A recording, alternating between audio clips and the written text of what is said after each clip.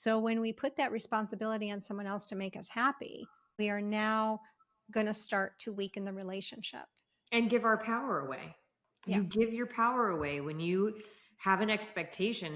And, we're talking specifically about intimate relationships right now, but in any relationship, when there's an expectation that this person's going to make you feel a certain way, you give your power away. Yeah. And the vice versa is true. You're responsible for my misery. Nope. You're not responsible for your misery either way. Yeah. Welcome to the Let's Be Real podcast. Genuine conversations for authentic living. Welcome to the podcast. I'm Lisa Allshafer, empowerment life coach and author. Sondra Pariser, health and wellness entrepreneur, and more importantly, truth seeker and truth speaker. And today's episode is about healthy boundaries for healthy relationships. And we're getting into the weeds here. I keep thinking of, oh my gosh, all the different topics that we could have. So we're trying to unpack them in a way that y'all can put to good use into your life in practical ways. And healthy boundaries are really, really important. So we're going to help you pop off and understand what healthy boundaries look like by comparing it to unhealthy boundaries. So, Lisa? Yeah. Well, there's a great saying, healthy boundaries keep your important and healthy relationships intact and healthy, and unhealthy relationships out.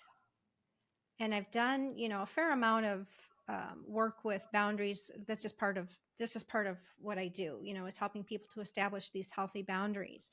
So an interesting way to look at it is to think of having your own bouncer, your own doorman, right?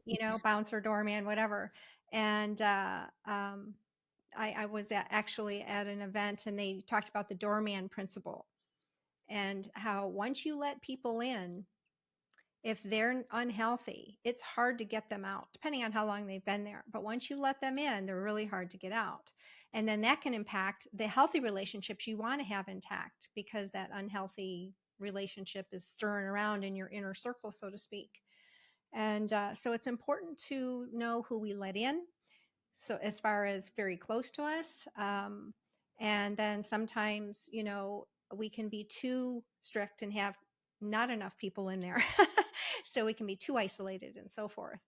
But one of the things that I think is important is just to know that, our boundaries are an incredibly foundational part of our life. And to not have them, to not have enough of them, is going to cause issues, and to have too many of them as far as unhealthy boundaries, that also causes an issue. And I think that I've probably said this before, but it's been a while. The hardest relationship of my life, and the one that taught me the most lessons, was the most unhealthy relationship I ever had. And in that relationship, where it was abusive again on every level, it was the only intimate relationship that I had with a man that really brought me to my knees and and taught me all these different shadow aspects of healing that I needed to go through. And we're going to talk about that in a minute. But the funny part about the unhealthy relationships impeding all the other healthy relationships, I don't remember which breakup this was with him. This is when I lived in Hawaii. But my best friend had moved me all over Timbuktu a handful of times. And the last time she moved me, because she had a van, so it was easy to move me with a van. And the last time she moved me, she says, if you ever get back together with him, I am not talking to you anymore. And I got back together with him, and she held true to that. So not only did I, again, cement this really unhealthy relationship that it was the hardest relationship for me to get out of, but I also lost my best friend. And now, of course, she came back to me, and I love her to death. Love you, Maynard, if you're listening. But yeah, how about that?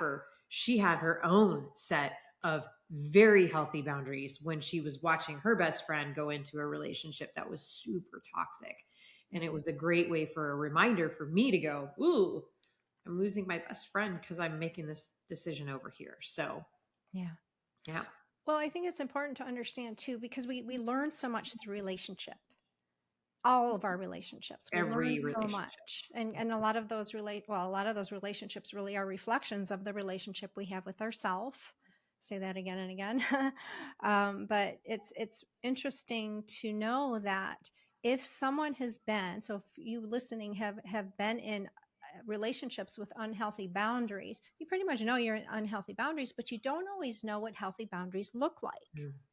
because you haven't had them yet, or you've only had little bits of them. So I think it's good to kind of look and see, what do healthy boundaries really look like? And so here's some things to consider of what they look like. First of all, each person in the relationship feels like they're their own person. Mm. So there is a healthy boundary between the difference between who we are and whoever the other person is. And then each feels responsible for their own happiness. Now, this is a one that I talk about when it comes to resistance, because a lot of people are looking for the person that they're in a relationship with to make them happy. Mm. Mm. And that's a recipe for disaster, a recipe for disaster. Because when you first get into a relationship, everyone goes through the honeymoon phase and it's like, oh, we're in love and they make me so happy and all this kind of stuff. But then when it starts to shift to more of a realistic part of the relationship, or not everyone is, got their best face on and best foot forward, that's when we start to see the reality of who we are, Mm. right? The filters are down, so to speak, and so forth. And you're not on a screen that you can put a filter on anymore with all the filters in social media today, live and on in person. But, and the same goes emotionally, not just physically. So when we put that responsibility on someone else to make us happy, we are now going to start to weaken the relationship. And give our power away. Yeah. You give your power away when you have an expectation. And, we're talking specifically about intimate relationships right now, but in any relationship, Mhm. when there's an expectation that this person's going to make you feel a certain way, Yeah. you give your power away. Yeah. And the vice versa is true. You're responsible for my misery. Nope, you're You not give your responsible power for your away. misery either way. Yeah. Yeah. Yeah. Yep. Yeah. It's Either way, good or bad. Yep. Yep. And then the togetherness and separateness are balanced. And some people need more space than others. So if someone doesn't like to say be alone and they always want to be around their partner, well, but the partner needs space. So you can see how this is going to create a conflict because there isn't an honoring of the space. Mm. And then for some, they move so far apart that there's really no togetherness. There's too much space. It's kind of like Goldilocks and the Three Bears, right? Too Yep. hot, too cold, just right.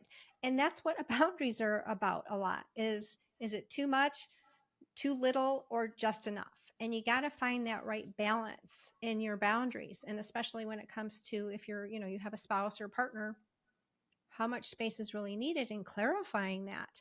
I know our friends Jesse and Lisa Farrell wrote a book about relationships Mm. and how you leave them feeling and so forth. And they talk about these agreements that they've set up with each other around what happens when they wake up in the morning. And Lisa needs, I think it's an hour, just let me come into the day like blossoming like a flower, but leave Oh me. my gosh, Lisa, Yes. me too. And I'm Yeah. talking to Lisa Farrell. Me too. I need to wake up. I love to just lay there and let the world come in. And now I'm going to start doing this meditation in the morning. I'm like, I'm with you, Lisa Farrell. Totally through and through. So where's Jesse in this? Well, he has his own, they have their own space, and they've established that they've made clear guidelines for between the two of them so that it enhances the relationship. And Yeah. they just honor and respect those boundaries, which is why they've, done so well in not only being in a relationship, but helping people in their relationships as well. So, Yep. including their book. Yeah. Yep.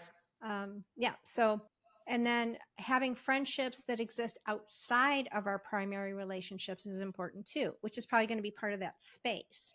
Having other relationships, because I do know that when people, it's their only relationship they have in their life, sometimes it can be too much.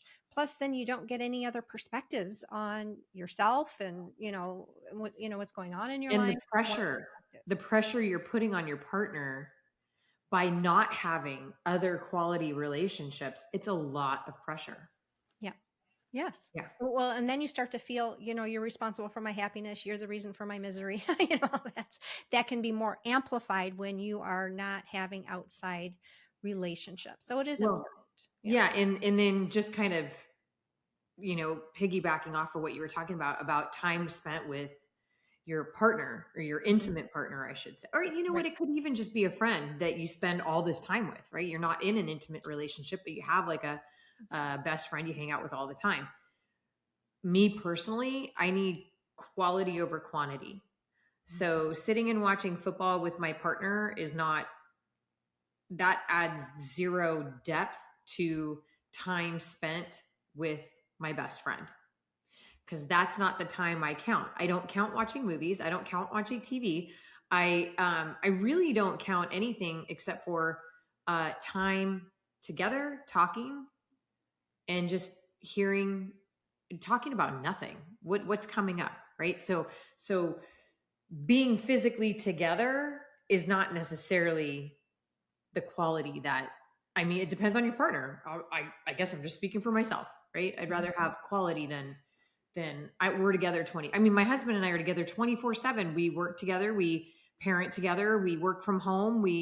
I mean, we're together all the time. But he goes to the gym. I don't go to his gym. Mhm. I play tennis. We now play tennis together, but I have my whole, like you're talking about, we both have other things we do Mhm. outside of the 24/7 together. Yeah. Boundaries. Yes. And you've got a big house, so you can get space if you need it. Even a big house sometimes feels a little sticky. No, I'm just kidding. You're right. We have, yeah, an abundance of space. Yeah. And then when you have healthy boundaries, you end up focusing on the best qualities of each other. Right. And I think, part of what happens to um, keep that from happening is the relationship comfort, right? We get too comfortable in the relationship and then we start focusing on what bothers us instead of what we fell in love with, or even if it's with our children, because if we are annoyed by something that they do, it's then we lose focus on why we love them in the first place. And so the focusing on their best qualities is really key not to lose sight of. It doesn't mean you don't address the things that bug you, but you address them in a healthy way, but Mhm. keep the focus on their best qualities, because when we know when people are focusing on our best qualities and it feels good, right? And so, but if something I'm doing is bothering someone else, I want to know about it, because I don't want to just keep doing it and not knowing, and just be bothering Great. them. So it's having that ability to take the feedback, as well as also receive the feedback on the best qualities as well, because if we're saying, oh, no, no, no, no to the best qualities, that's our issue. We're not receiving, and that's going to make an impact as well. Yep. Yeah. Yep. Boundaries. Boundaries. And then a strong commitment exists in the relationship when you have healthy boundaries. It's easier to have a commitment when you have a healthy relationship. And so when you think about what kind of relationship you're in, whether it's a spousal, partner relationship, or even a parental relationship, sometimes we have to, really look and say, wait a minute, I need to um, think in the long term about my relationship with my child, because it Mm. because we can get into that relationship comfort and then, treat the people we love the most the worst. So Mm. it's important to keep that in mind. I'm building a a foundation for an adult being here. And even though they're 5 right now and it seems far away, but I have to keep that intention in mind and stay committed to what my role is in relation to my child. Right. Oh my Instead of, gosh. Everything I do, I try to see through the lens of, as a parent, in which, this is your parenting course, this is healthy boundaries, and in watching our girls grow up. Alan and I just got back from this really neat camping trip. Um, which my sister pointed out is actually not camping, but I would, Glamping. yeah, glamping, right? Um, Actually, there was nothing really No, glamping about the no, glamping. No, it wasn't glamping, but it yes. wasn't even glamping. I know. So, but anyway, that was kind of funny. She called us on her way up, and there's nothing quite like driving a 34-foot trailer behind a truck and not having the right. Anyway, so it was an experience, but the best part of it was really our kids. The four of us have not been together without outside stimulation, excuse me, my kitties. Bless you. When we go snowboarding, there's an outside stimulation. Like we're on the mountain, you're moving, you're moving. When we were camping, we didn't even bring bikes. It was our first kind of family experience where we were just out there. And what a wonderful time that we spent just with each other. Mm-hmm. It was very quiet. There wasn't much to do. So we spent time, and I watched my daughters, both of them, and my husband, just really, I saw their personalities. I saw their humor. I saw, oh my gosh, their strengths in a way that usually we're looking at their limitations. When I love to talk about Aurora because Stacy is Stacy. Stacy's very, it's like me in the morning, I'm Lisa Farrell. Alan in the morning and Stacy in the morning, they wake up, they look at the clock, they're out of bed within 30 seconds. It's time to go, go, go, go, go. That's a personality. Yeah. Aurora and I are like, fine. Let's just think about what we want to have happen in our day. So it was really neat to watch her outside of the system. Meaning you got to get up and go to school and learn this and do that and did it. And we all just kind of did what we did. Anyway, just to see the relationships. And also they're so observant. So if something was wrong with either mommy or daddy, they picked up on that so fast. And it's a very quick reminder. Mm-hmm. What they see us do, they will become and they will do. And so it's so easy to adjust. Like when you look at it through the eyes of, what do I want for my girls when they grow up and they start having deeper, intimate relationships, whether they're friendships or whether they're intimate relationships? Both are all friendships, deep friendships are intimate relationships. Yeah. So, just to go, oh, I don't want this piece, duplicating. Yes. It's so easy for me because they're just watching the show. Mm-hmm. They're just watching the show and they're pliable. So easy for us to fix. Yeah. If we don't like what we see in each other or whatever, typically it's patterns. And we've talked about this, which any relationship has. I got to have a really interesting conversation with Stacy because she's older now. And when she asks questions, I'm going to answer the questions. And it's about conflict and how we show up. So I always say this, and you've heard me say this many times. I'm an Italian. Alan's a Jew. We're very loud. It's just one of those things. So it's a cultural thing. And we are both just our vocal cords and our expressions and good, bad, and all the way through. It's just the way that we are. But when you see that dynamic present itself and it confuses your 10-year-old, 11-year-old, because they want to understand, why are you so loud? Oh, I can change that. Maybe the dialogue needs to come down, and so even something as simple as that, just to really analyze, especially with little children, that it's so easy to see the volume and the octave of the home can definitely come down a few notches, because do I want that to duplicate in their relationships as they grow up? Not really. Yeah. Not really. You're right and wrong, I should say, like, let me prove my point. Oh, yeah. Well, and for somebody who it's just funny because it reminds me of when I was doing a workshop so many years ago, and I was sharing the differences between victim consciousness and victor consciousness. And I had two very Italian people sitting front and center. They didn't know each other, which this is the funny part. They didn't know each other. And um, they said, well, you're describing the Italian community on the victim side. And we were just like, whoa, we're all over, we're loud and we're this and we're reactive and all these kinds of things. And I just thought it was really fun. It was said in fun, not in Yeah. criticism, right? No, but I mean, if we all just took a look at culturally Yes. who we are, oh my gosh, even just looking at that, like, do you want to see that in your children? This is oh my gosh, my aunt and uncle. And when everybody comes around each other, we are loud. Yeah. And it's not on purpose. It's just, we're loud. Yeah.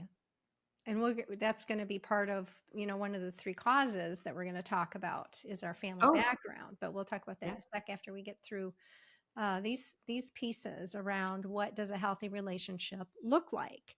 And you were talking about it somewhat with, your kids, your girls, and that is have open, honest, and proactive instead of reactive communication. Because that I would say that Italian kind of thing is a reactive,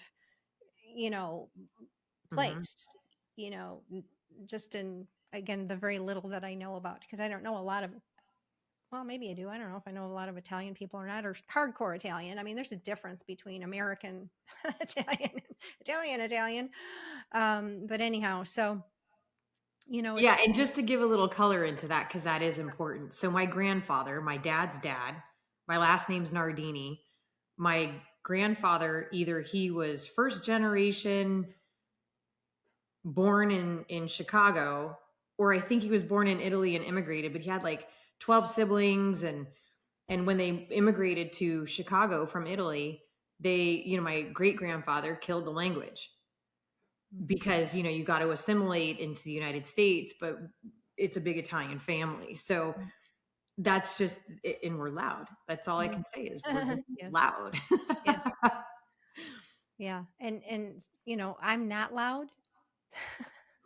So I'm pretty soft spoken. I'm pretty, on the other side of the spectrum, really. So is Eric, so when you mix those two, now I don't think of you as loud, but I also don't live with you. Right, right, Which is right. different. Yeah. There's going to be different volumes, in that. But I know for Eric and I, we're just not loud. So, and I'm sound sensitive. So when I am around someone who is either loud or just has kind of that edge in their language and in their kind of their communication style, it's can be jarring sometimes for me, depending. But it can be kind of jarring for me. It's like, whoa, okay, Yeah. because I'm not used to having it around me. I can Mhm. adjust and and so forth. But when it first comes in, it's like, whoa, hold on. Well, thank God I got the balance on my mom's side. Yeah. We're what are we? Not Norwegian. We're I don't know, Welsh. Very probably, same O'Connor, Irish. Yeah. Very quiet. No, the Irish are loud, but they were very, very, very, very quiet. Yeah. Well, I'm English, Irish, and Scottish, so I don't know what that means on that level, but it's all from that area. Mm-hmm. Um, Mm-hmm. Either way. So, Yeah. yeah. Yeah. So culturally. Yeah. And then each respects the differences in each other in a healthy relationship with healthy boundaries, which is a lot of what the color code is about. Mm-hmm. It's really accepting the differences in the relationships that we have. It would be really boring if we were all exactly the same and no kind of, well, I'm going to say diversity, but not so much in the way it's used today. It's because it's so overused. And so there's a lot of connotations around the word diversity these days, but really having that diversity in our life, regardless of, communication style, diverse communication styles, diverse thinking, and so forth. And when we can respect the differences in each other and learn how to complement those differences, see them as complementary instead of as wrong or right. I think that's And really by the way, we're going to need that type of diversity. We need it now. Oh, yes. We desperately need it now, and not in the way it's overused for political, Right. narrative control. Yeah. But in a legitimate way. And this is really fun speaking to that exactly, to have conversations like Alan and I are night and day in how we think, literally, particularly if you use the color code, it explains all of that. Yeah. Every personality has strengths, every personality has limitations. The goal is to know what yours are. Hmm. And so you can bring up your limitations or understand what they are so that you can improve them, which will only improve your strengths and become a more balanced person. Yeah. We definitely need people to start to work together as we go trekking down this really fun, exciting time of getting to know who we are. Hmm. Yeah. And that really is, it's, understanding each other, both our strengths and limitations, knowing that everyone has strengths and everyone has limitations. And Mhm. we, especially if there's the perfectionist kind of tendency, um, to not expect perfection from people, to not them to be just positive. We all have a light and a shadow side. We all have strengths and limitations. We all have good days and bad days. We all have these things that happen in our life, and no one is good 24/7. It's just the way it is. And when we can give grace and allowance when we're in a relationship with when someone is having a challenge, and not take it personally and go into making them wrong and all that kind of stuff, and recognize there's maybe something going on within that person that I don't understand right now in the moment. Maybe I need to ask some questions here instead of just go barreling in with criticism. Mhm.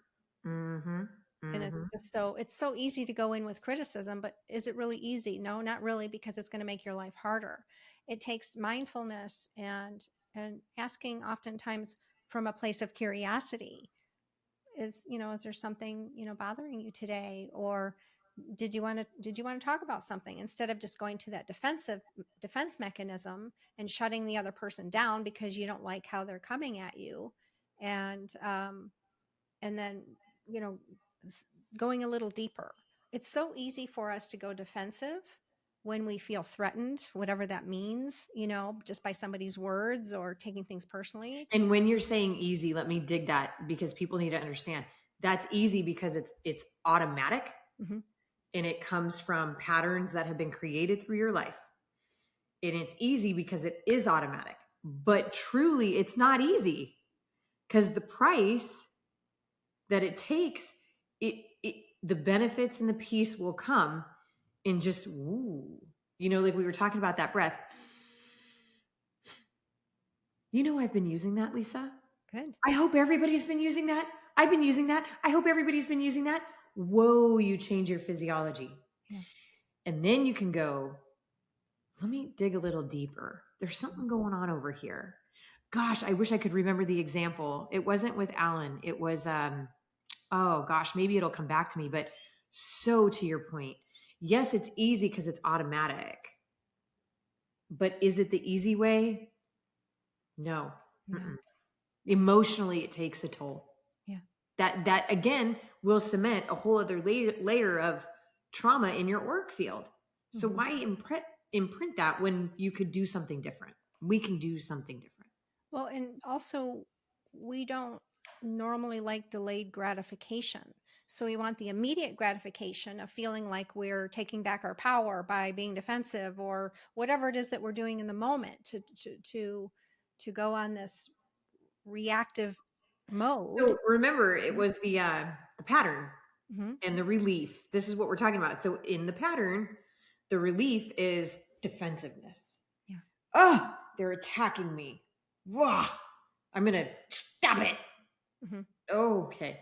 Just look in the mirror. Yeah. If you're curious what your reactive state is, just walk to a bathroom and look in the mirror, and your whole everything will show you exactly what you're feeling and how you're feeling. And we want to shut it down. We want to shut down whatever we feel is a threat, which is our instinctual part of us, which is why mindfulness and awareness is so important, because we can't go to that instinctual part of us if we're going to have healthy boundaries and we're going to have healthy relationships. We have to take what you're referring to as the physiological sigh by Andrew Huberman, right? We put it in a link in one of our podcasts. And so take a breath and gather, and then not getting in, resisting, not even resisting, but not in the way that I use resistance, but keeping yourself from going into a reactive mode. Go into a responsive mode. Respond, don't react. It's the reactive part of us that just makes our life harder. And then that's what's going to weaken our relationships, both on our, it's going to weaken our nervous system, first of all, because if we're in a reactive mode all the time, that hits the nervous system hard, and it stresses ourselves out because we're always in a reactive mode. And then we just become weaker and weaker and weaker over time. And when we respond, we're taking a breath, we're taking a minute, we're taking a step back, and we're going to build resiliency in our emotional state, but also for our nervous system as well. It's going to be easier on our nervous system when we can respond instead of react. But if you're a strong reactor, it's going to take a little bit of time and work to get from reactor to responder, because you got to override that part of you that just wants to go into a knee-jerk reaction. And then that can cause certainly words to spill out of your mouth that you wish you didn't say. And then you're then you got to deal with feeling guilty or feeling bad about what you I gotta take said. it And then back. How am I gonna fix this? exactly. And then, and then it just, that becomes a pattern in of itself. We talked Right. about the power of words last week. And, that really fits nicely with that, because, once the words are out there, you can't pull them back. They're out there. Just Right. like putting things on the internet. Once they're out there, they're out there.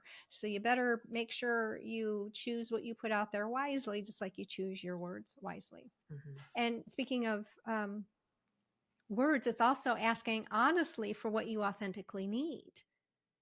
So if you're in a relationship and you're demanding, say, that's not really going to get you very far, because that's already coming out with resistance. And then people don't like to feel like you're being demanded of, right?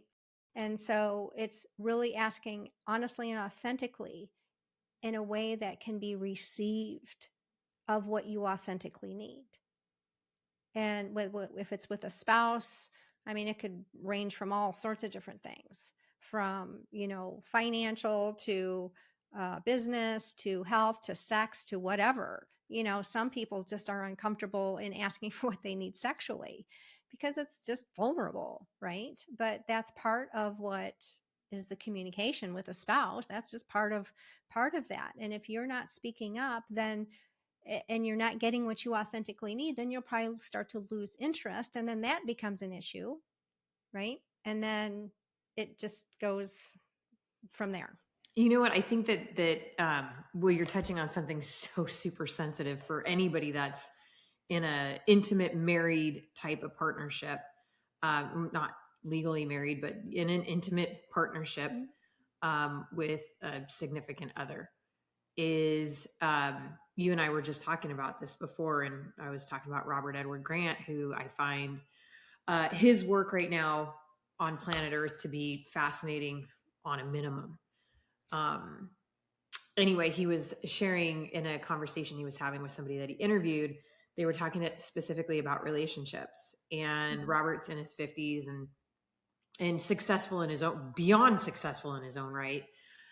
Very, very well renowned, all sorts of things. So he was saying how when, he's been married 3 times, and his experience when one of his friends, that when they end up getting divorced, he will ask both parties that are both his friends, what do you think happened? And the man will say, man, she changed. She's not the woman that I married.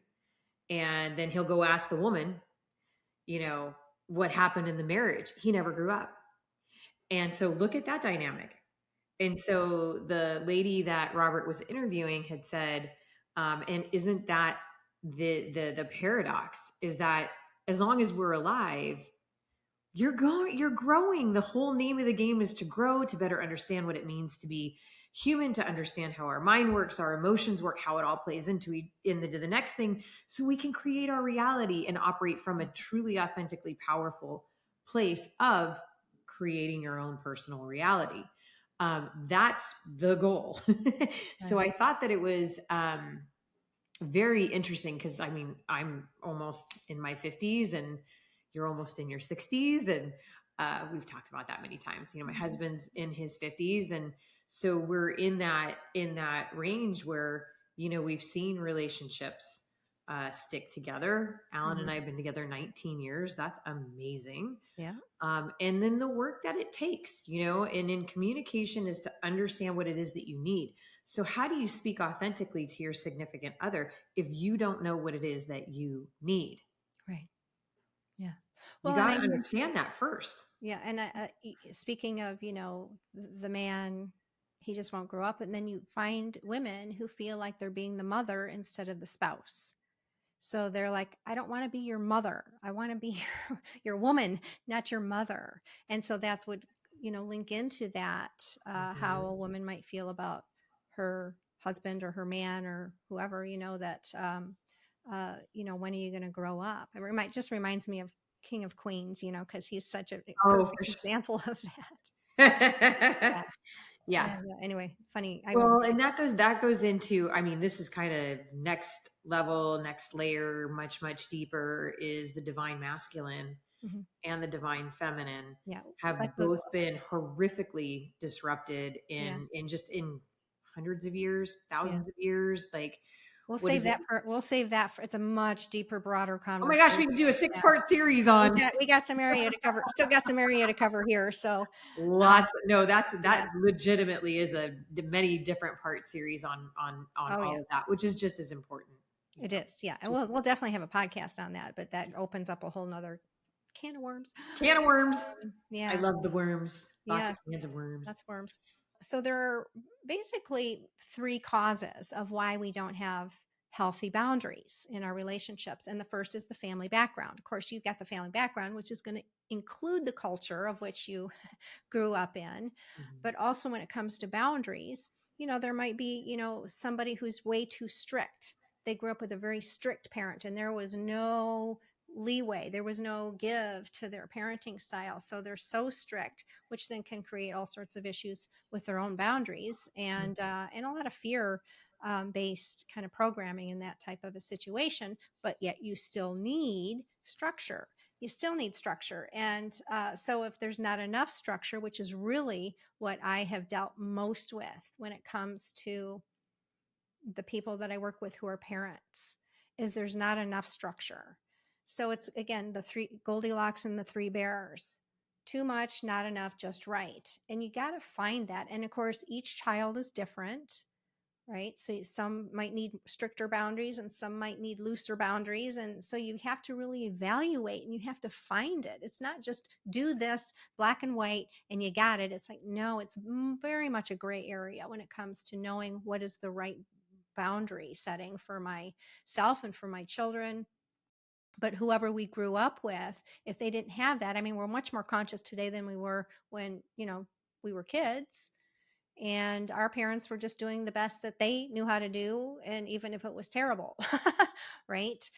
But ultimately, it's just knowing that whatever you experienced growing up is going to condition you and impact you going into adulthood. Absolutely. Okay, so I'm like chomping at the bit here, because this Mhm. is um I mean, we could pick my family dynamic apart, because a lot of people that have been listening understand what mine looked like. But in this trip that we took to the Ozarks, so we live outside of Dallas, right outside of Dallas, and we decided for spring break to do something just with the family. And so this is where the trailering trip came into play. And I'm like, I'd really like to go to the Ozarks. My grandparents lived in Harrison, Arkansas, which is in really the heart of the Ozarks, right south of Branson, Missouri. And I remember it being just breathtakingly beautiful. I don't remember how old I was. Maybe I was 14, 15, 14, 13. I don't know. I was really young when I was out there and when they were out there. And this is my mom's parents. Now, traveling through Arkansas, uh, actually, it's really through Texas. And then we went up through Texas and then Texarkana and then up into Arkansas. So it was just Texas to Arkansas. The amount of Baptist churches. Now, my husband, who grew up Jewish in, Florida, I was like, I'm looking at all these Baptist churches and all I could do is get the hair standing up on my arm. And that's how my grandma and grandpa were Baptist, like, which is a really interesting sect of Christianity. It's a very fear-based sect of Christianity. And if anybody's ever seen the movie Footloose, they were Baptists, Middle America Baptists. And that'll give you some kind of color, right? No drinking, no smoking. And by the way, Arkansas was a dry, or at least this county we were in was dry until, a year and a half ago, dry county. And so was where my grandparents lived. But very, like 100 years behind. And so I'm seeing all these Baptists and they're everywhere. And I'm like, whoa, you're not going to see a Jewish synagogue, or there was no Catholic churches. It was just Baptist churches all scattered throughout this drive deep into Arkansas. And so my husband didn't understand what I was getting at, but this is my mom. My mom went to Faith Baptist in California, and my dad and my dad knocked her up when she was 15, 16, however old, first time she had sex kind of thing. And her parents, not my dad's parents, the Italians, but my mom's parents forced them into marriage. It was all very secret. They had to get married really quick before the baby bump came in. It was a whole thing. I'm not sure they pulled that off or not. And so in that part of the family, very, very over the top structured and all these rules. And it was just a really interesting thing to be present with my grandfather as he was passing. I don't know how many years ago, 10 years ago, maybe.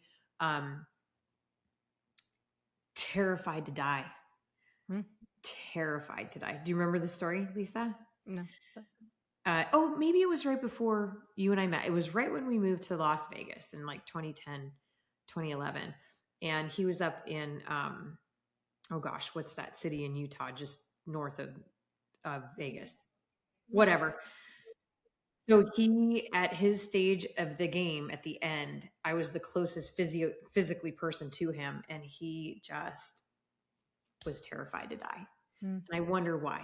Why? If your whole life you believe, but it was, again, this family doctrine of whatever the fear was, staggered into generations, right? Into my mom and then into us on a certain level. So well, it's a lot easier to say I'm not afraid to die, and then when you're actually faced with it, mm-hmm.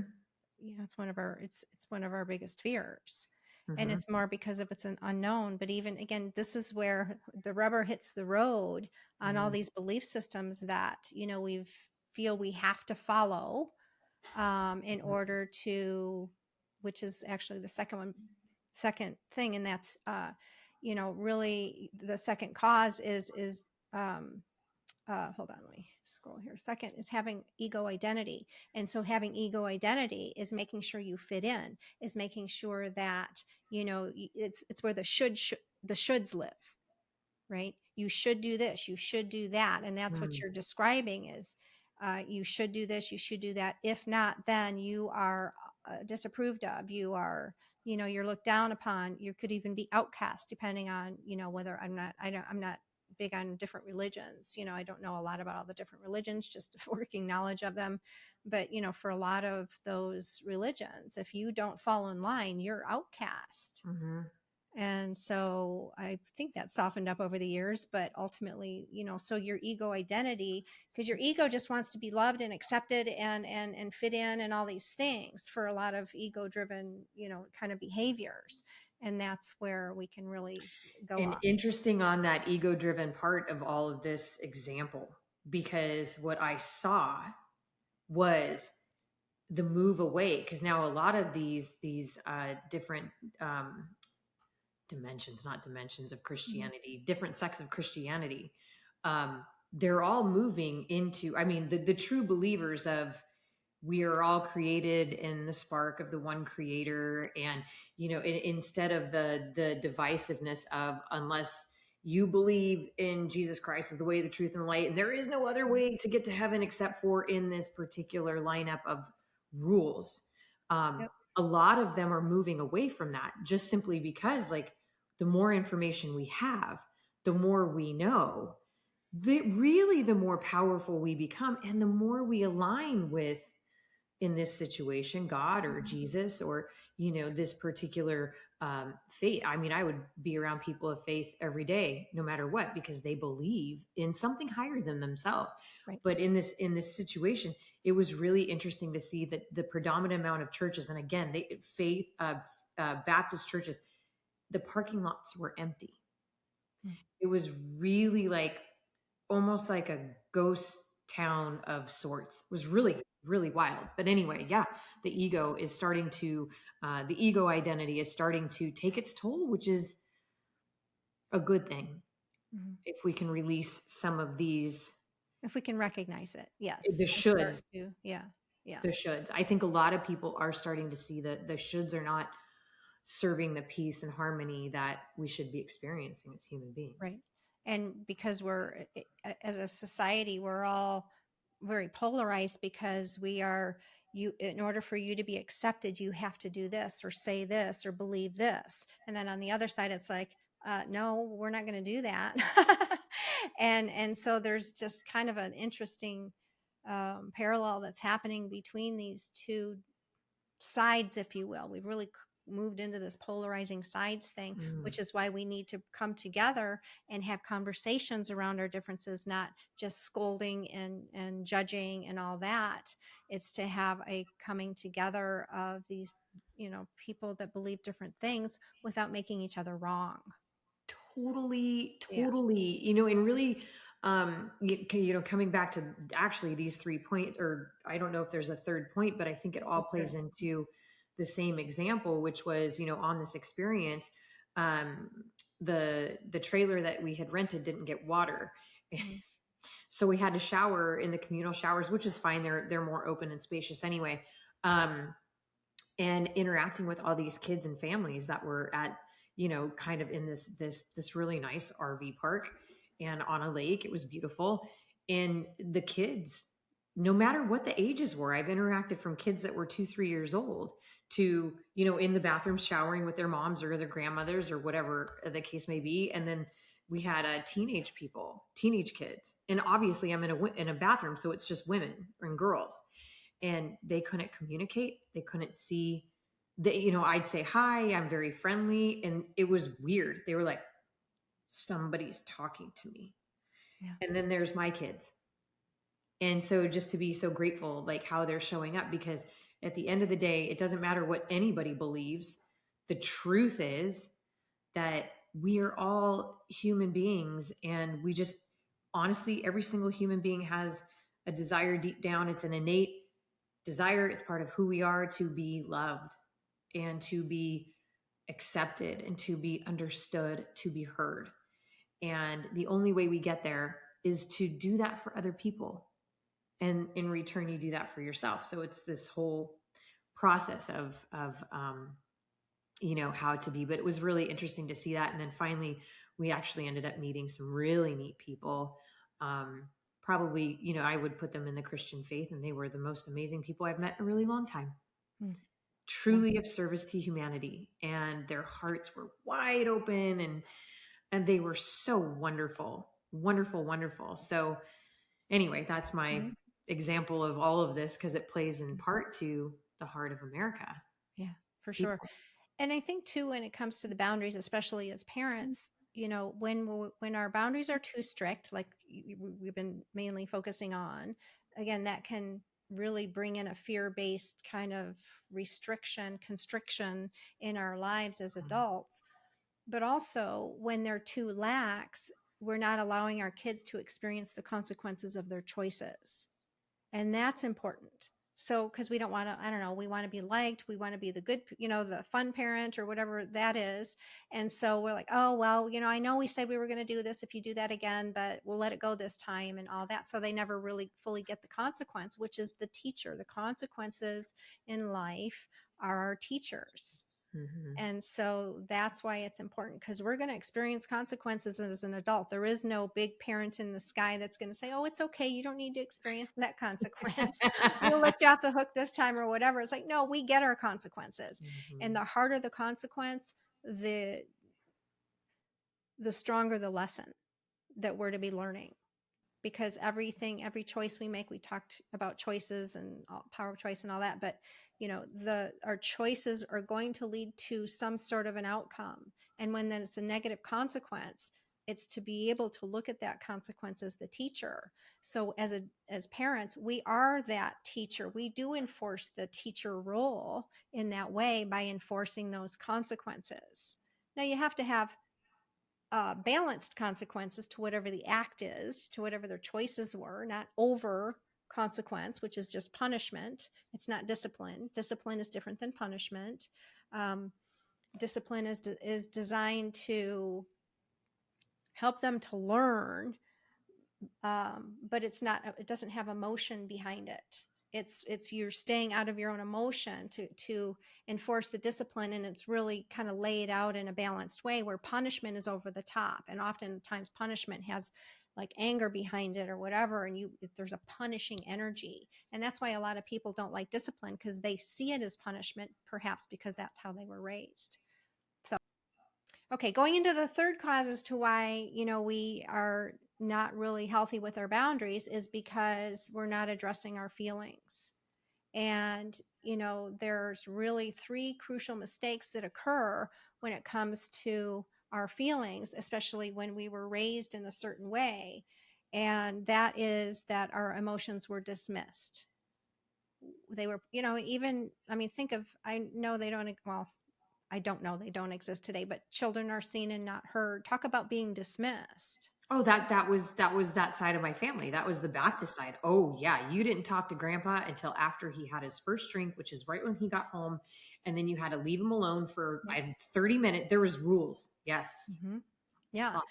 And so then you can have, as an adult, you can have, I'm not important, I'm invisible, I have nothing to contribute. Those are the types of beliefs now that can start to form as a result of just having our emotions dismissed, or children are seen and not heard, right? Because, oh, my emotions aren't important. But then if you have actually this goes into, Actually, I think we swung the pendulum the other direction from oh, seen and not heard to to too much, to we too swung the, coddled. yeah, yeah. Yes, that's absolutely true. Too much coddling the emotion, Mhm. to dismissing the emotion. So again, Goldilocks and the three bears here, we're just, trying to find what is the right balance. And there's a difference between, dismissing an emotion and um, having a healthy take on not allowing the emotion to take front and center, Mhm. and coddling the emotion, Mhm. right? Um, So if you think about it this way, you want to acknowledge the emotion, but then work with the emotion, work with the energy of the emotion. So it's okay to feel that way, but it's not okay to lash out at your brother or sister, right? It's okay to feel angry, but it's not okay to act out on it. So also knowing the difference between feeling a certain way and acting on an emotion. Yes, I'm only laughing because like it was just so neat to spend some time with my kids and Yeah. in okay, so when they're the only two there, they play together. And Mm-hmm. actually I was thinking, I'm like, gosh, it was probably a good 85% of the time they really had fun. Oh my gosh, when they laugh. There's no that feeling to me was like, oh gosh, you can't even help yourself. They're giggling, they're laughing, they're experiencing, oh my gosh. And they both have these amazing laughs when it's their authentic belly laugh. I could just listen to that all day long. And then all of a sudden, one person hauls off and socks the other person. oh, thank God. And, for me, I just, okay, 85% of the time, not so bad, right? But then they'll hit this point, and what it is, they'll just almost get tired of whatever, and they'll be tired in their own right. And it's like so much easier just to whack the other kid than it is to, just kind of move off. And they're not mature enough to say, hey, like I kind of need a break, or it's time for me to calm down, or I'm going to read a book, or, it's just really funny. But Yeah. I'd say that's pretty good odds. 85% of the time they Yeah. really got along so well. And it was really important not to have, friends along. And it was just funny because they'd go from belly laughing to somebody, she hit me. Oh, well, what'd you do? Right. Like, Yeah. all right, well, there's no hitting. Can we just, agree not to put our hands on anybody else? And well, that kind of works, but not really, because they're sisters. And, anyway, they're tickling 1 minute. What's the difference between tickling and then it's really kind of a funny thing to watch, but again, I go 85% of the time it was really, and then the other 15% when they were just, you could see how they would go into some type of an emotional, I think that it was just that they got tired. Mm-hmm. I don't want to play anymore, but they're not old enough to say, I need to take a moment. I'm tired, right? Yeah. Yeah. So it just comes out. But anyway. Well, and this is so much about emotional intelligence. It's teaching our children. Well, first we got to teach ourselves emotional intelligence, and then teach our children emotional intelligence. And that is, emotions are energy in motion. And so when they're on and alive, it's important to know what to do with those emotions.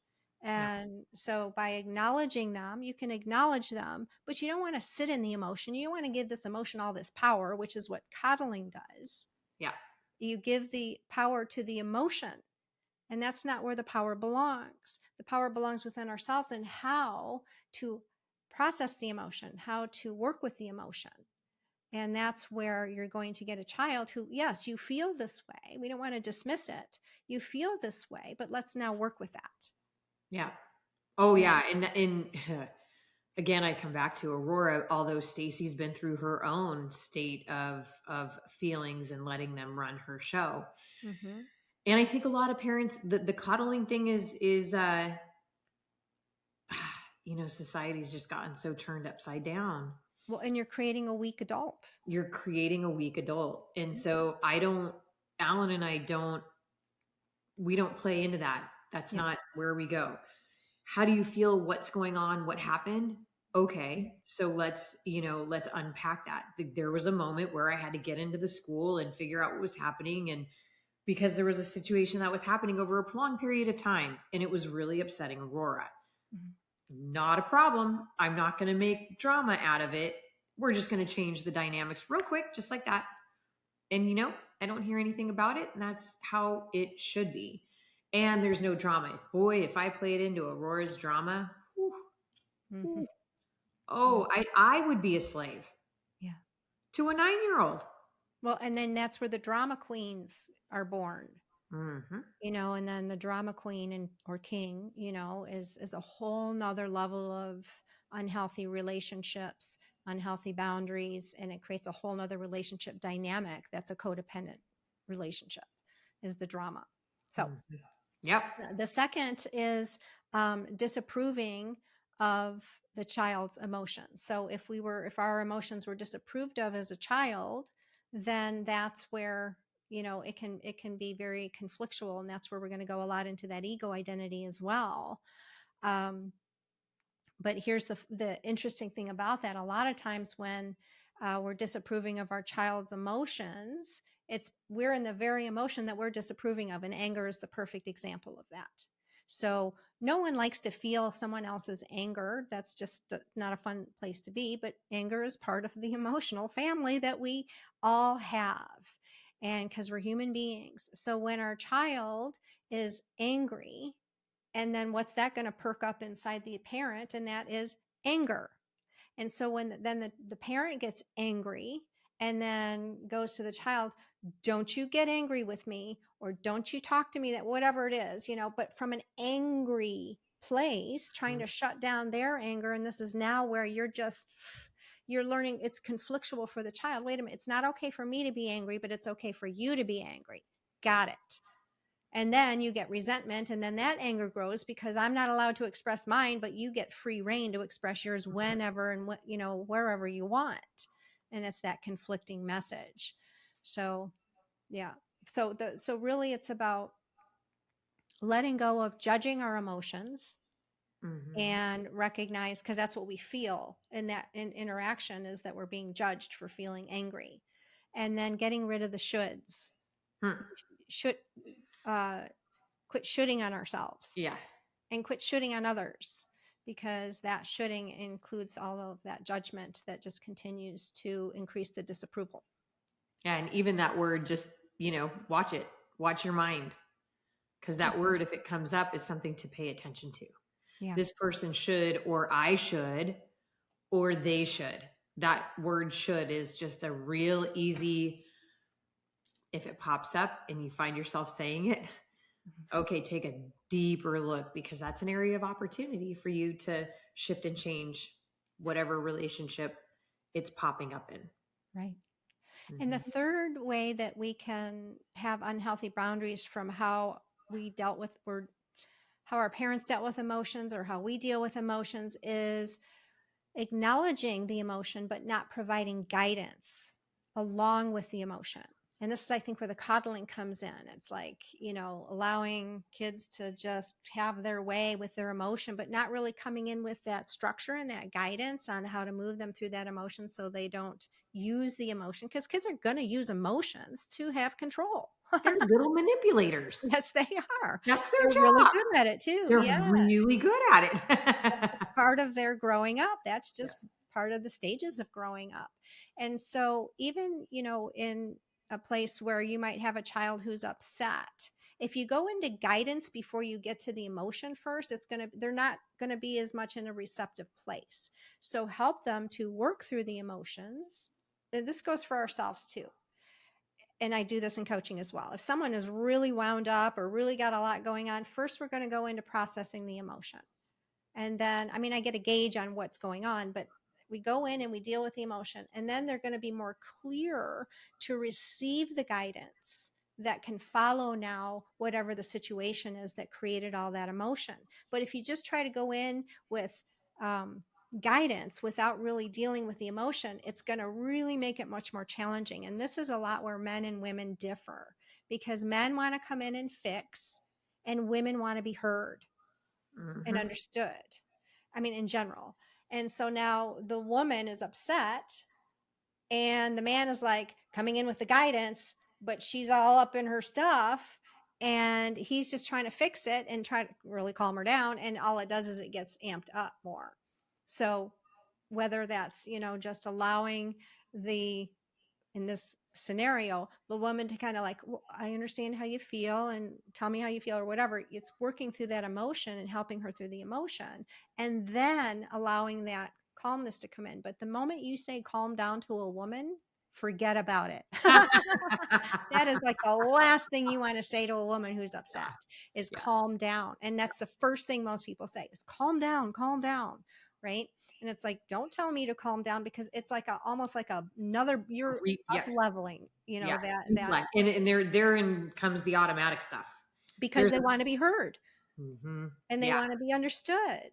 right. Yeah. So that's important, either as parents or in any kind of relationship, is to kind of let that emotion, if you know how to kind of work with emotion, that's always beneficial to help people kind of process through that emotion. But not everybody really has that skill set. So it's just holding space for that person as they kind of calm themselves down, really. And you're just being there and you're giving them something to ride on, your energy. So if you can keep yourself calm in the presence of someone who's not calm, it's going to actually do much more to help them calm down than anything else. Mm-hmm. And then you start to bring in, that masculine logic and that rational thinking and guidance and so forth that can come in as a way to use whatever happened as a learning opportunity.